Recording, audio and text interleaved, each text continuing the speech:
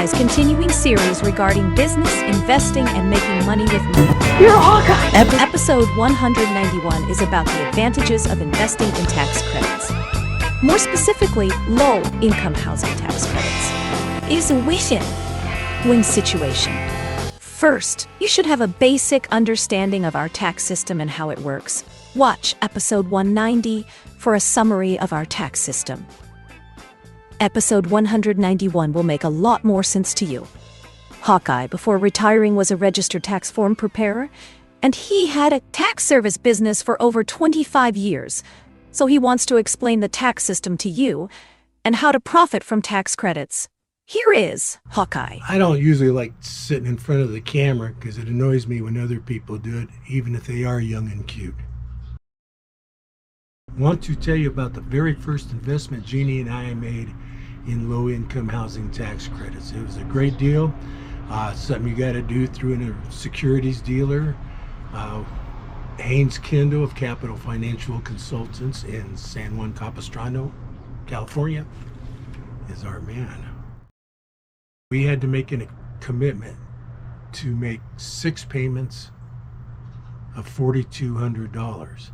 That was $2,100 twice a year for 6 years.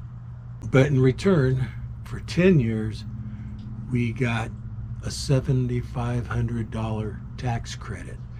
That's actually $75,000 over the 10-year period. Not a bad deal. You spend 42 and you get 75,000 back. Plus, you're an owner or actually a partner in a high-density housing project. My recommendation is, if you're going to invest in low-income housing tax credits, invest in the state that you live or you file your income tax with, because states also will give you a credit. The project was in Columbus, Ohio, so we should have also, if the project would have been in California, we would have got a tax credit on our California taxes. But it's a win-win situation. You make money, you get money off your taxes, and the people that develop these projects, they have a criteria where they, like 70 to 80% of the people that they rent to has to be for the medium rent income for that census tract. The other 20 to 30% of the units, they can rent out at market value. That means as much as they can get. And we see that a lot. So, think about it. Spend money, make money, provide affordable housing to low-income people. It's a good deal. A tax credit is a tax incentive, which allows certain taxpayers to subtract the amount of the credit they've accrued from the total they owe. Please note the difference between refundable and non-refundable tax credits. A refundable tax credit is one which, if the credit exceeds the taxes due, the government pays back to the taxpayer the difference.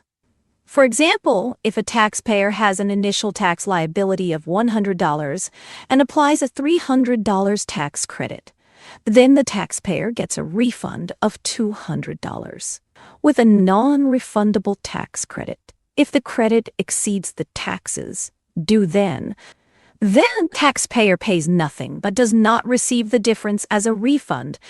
In this case, the taxpayer, from our example, would end with a tax liability of $0, and the government would not refund the $200 difference.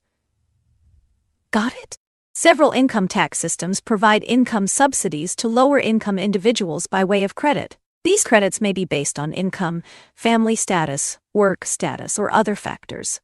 Investing in businesses that provide tax credits can offer numerous advantages to investors seeking to optimize their financial portfolios and contribute positively to societal and environmental efforts. Over time, these savings can add up, providing a steady financial benefit to investors and tenants alike. The benefit of investing in low-income housing can provide access to tax credits, affordable housing projects, making it a highly attractive financial incentive. Demand for affordable housing remains high, ensuring consistent occupancy rates and rental income. Investing in low-income housing contributes to community development and social welfare by providing safe and affordable housing options for disadvantaged populations. Wishing you success. Investing. Live long and prosper.